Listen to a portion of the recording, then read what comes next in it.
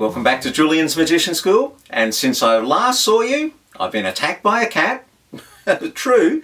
I've been eaten by sandflies. I'm itching all over, but I'm not going to let it stop me bringing you another easy trick. Now, you know, there are lots of magicians in the world. Here are some of the ones that I like, and these are very, very funny, entertaining magicians. There's Penn and Teller, and there's Juan Tamariz from Spain. If you're Spanish, you'll know Juan. Bob Sheets and Bill Malone, very, very funny magicians. You've got over here Matt King from the USA. He's got an hilarious show. There's even this bloke called Julian. Who's he?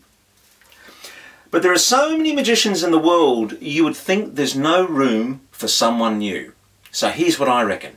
What you got to do is you got to be a little bit different. So don't be like them, be a little bit different. And when you're a little bit different, then you'll find there's room for someone new. And I'm hoping that that magician is going to be me. One of the things you're going to find when you start doing magic for audiences who know nothing about magic is those audiences are actually interested in what it's like to be a magician. They know nothing about it. They think it's all very mysterious. So you should play on that and get a lot of mileage out of it.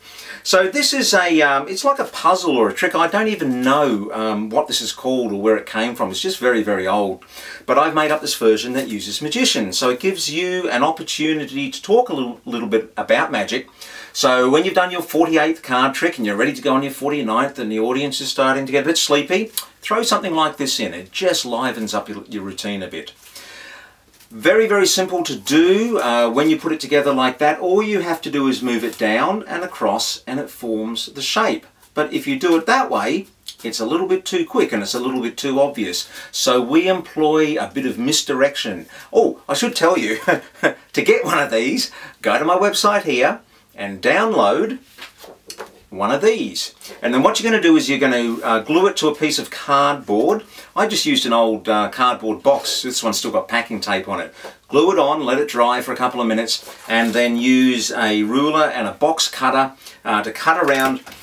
When you get it, you'll see, it's a bit hard to see on the video, but there's actually dotted lines around the outside and there's a zigzag dotted line through the center. You'll see it just cut along there. It's really obvious.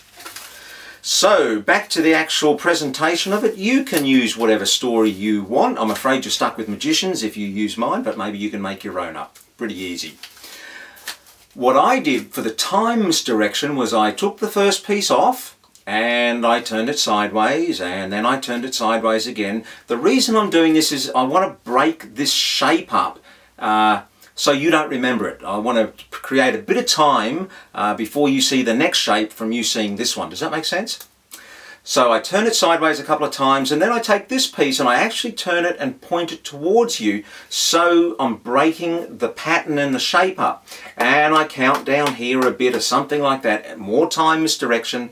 Then all you have to do is see this little pointy bit here? Put it on the first step there, rotate it round, and it comes into the position that you want. And that's it.